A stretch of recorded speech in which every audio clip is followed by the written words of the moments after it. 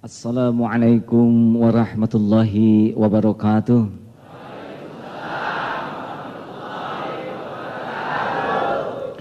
Alhamdulillahilladzi anzala sakinata fi qulubil mu'minin liyazdadu imanan ma'a imanihim. Allahumma salli wa sallim wa barik ala Muhammad wa ala alihi wa ashabihi ajma'in, amma ba'du. Tiada Tuhan selain Allah yang maha menatap, maha mendengar, maha menyaksikan. Semoga Allah mengampuni andai kata ada niat dan cara yang salah dari yang kita lakukan, dan memberi kesanggupan bagi kita memperbaikinya di masa yang akan datang, insya Allah. Para pemirsa yang budiman, kalau kita saksikan keadaan negara kita seperti ini, yang sedang sakit, sebetulnya ada satu yang harus kita pikirkan, yang menjadi sumber negara ini sakit. Kalau negara seperti ini, pasti ini disebabkan oleh anak-anak manusia. Dan anak manusia itu lahir dari sebuah keluarga. Kalau bangsa sakit, ini menunjukkan rumah tangga pada bangsa ini banyak yang sakit. Akibatnya mendidik anaknya tidak dalam keadaan sehat. Anak berkembang semakin besar, karena dia tidak sehat maka jadi masalah bagi lingkungannya. Oleh karena itu di bulan yang penuh barokah, bulan Ramadan ini, selayaknya kita semua mulai berpikir kembali tentang keadaan rumah tangga kita. Karena kalau rumah tangga kita rapuh, ini akan rapuh masa depan bangsa kita. Mau tidak mau yang jadi pemimpin di masa yang akan datang itu harus keluar dari rahim, dan itu harus keluar dari seorang ibu dan punya suami. Oleh karena itu, kalau kita renungkan, banyak yang sekarang ini di luar sukses tapi rumah tangga gagal. Mengurus perusahaan dengan 12.000 karyawan, mengurus anak 3, hilang semuanya. Satu korban narkoba, satu pecandu narkotik, yang satu kabur dengan bandar. Maaf, saya tidak bermaksud menyinggung ya, tapi tidak kenyataan. Di kantor dihormati, dimuliakan, tapi oleh istri dan anak ditertawai dan dihinakan. Tidak sedikit yang seperti itu. Dipuji, dihormati, di rumah dicaci oleh anak istri. Ini adalah sebuah ketimpangan. Ada pertanyaan, kenapa begini? Tunggu dulu, jawaban kita lihat dari sesuatu yang nyata sekarang. Betapa banyak bapak yang membangun karir luar biasa, ibu sekolah lalu membangun karir luar biasa, tiba-tiba roboh dan coreng-moreng gara-gara perilaku anaknya sendiri. Saya tidak akan menceritakan sebuah video titik-titik karena takut terbayang oleh saudara-saudara. Betapa coreng-moreng karir orang tua karena perilaku anak yang diinginkan waktu hamil penuh pengorbanan, melahirkan bersimbah darah, membesarkan keringat, air mata, tenaga, harta, sudah besar coreng-moreng. Tidak semata-mata salah anak. A'udzubillahi minasyaitonirrajim.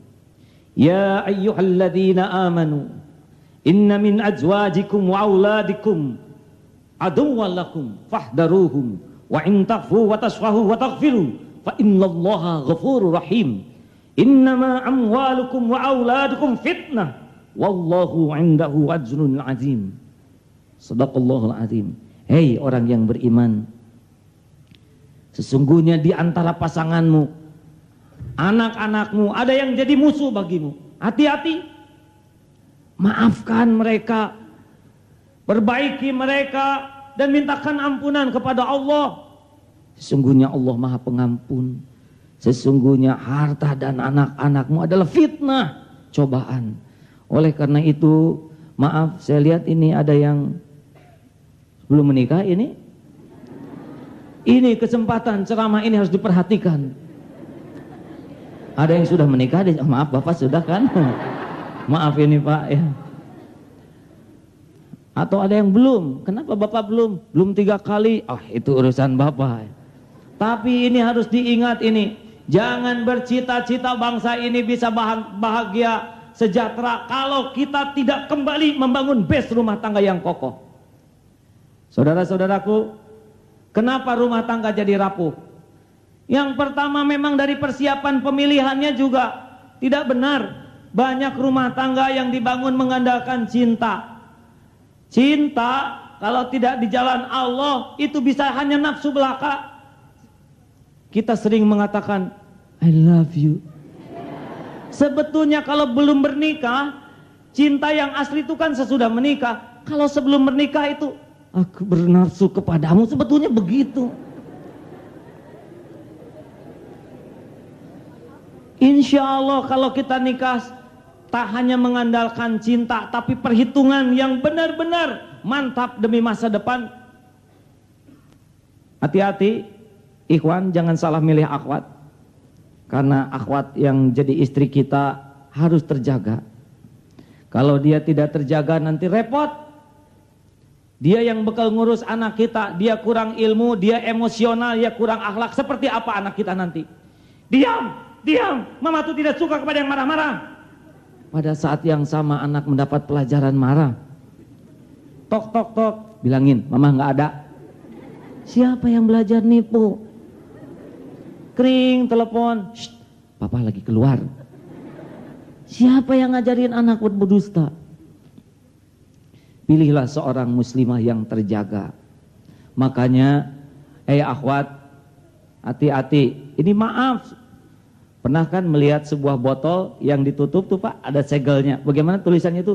Do not accept. Saya bukan orang Inggris. If seal is broken, jangan terima kalau segelnya rusak.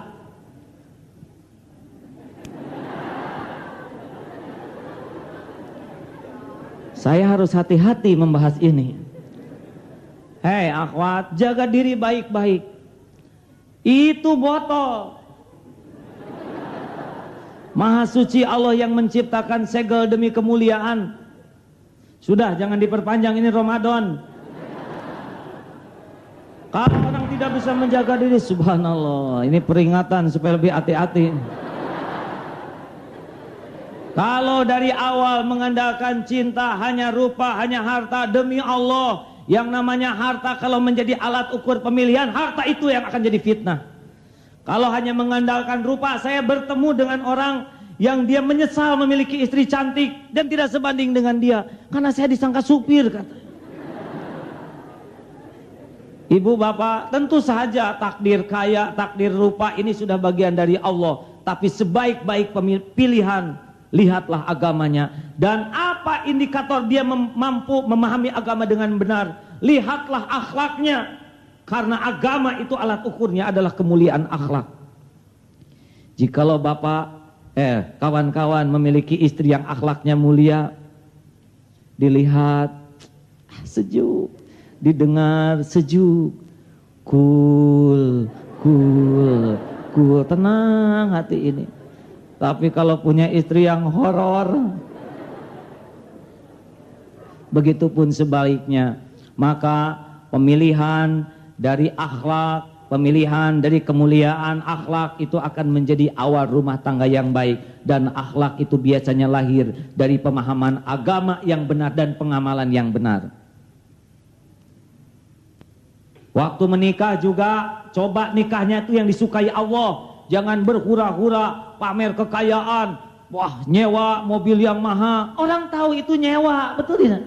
Sudah pakai delman kelihatannya lebih. Udah murah, ngasih rezeki kepada yang tukang delman, betul tidak? Dan lebih tawadu. Jangan pilih yang diundang yang kaya-kaya saja, yang miskin diabaikan sambil kalkulasi berapa pemasukan dan pengeluaran. Jadi bisnis nikah, punya anak 7 bisa peningkatan penghasilan. Ibu bapak, nikahlah dengan pernikahan tata caranya yang disukai Allah. Tidak menjadi ria, tidak menjadi bermegah-megah. Insya Allah pernikahannya akan disukai Allah.